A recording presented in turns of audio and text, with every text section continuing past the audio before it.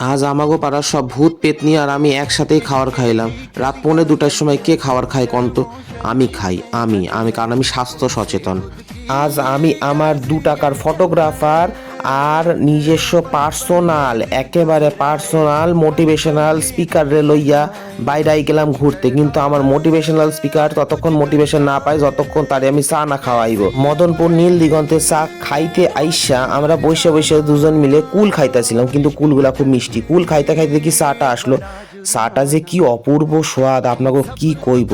আর আমরা আমাদের future plan করতে করতে ভাবতাছি আমি আমার পার্সোনাল জেটটায় এইখানেই নামাবো। আহা কি হাসি আমার মুখে এই কথাটা ভাইবা। তারপর আমরা দুজন মিলে চইলা গেলাম এই ফাঁকা জমি দিয়ে। জমিটা কত সুন্দর লাগতাছে, মানে শস্য শ্যামলা, একদম সুন্দর। তারপর দেখি আমি আমার পার্সোনাল টাইটানিক নিয়ে যাব কোথা দিয়ে, সেই নদী দেখা দেখা শিম গাছ দেখা বাড়িতে মার জন্য একটা ভুট্টা নিয়ে আসলো।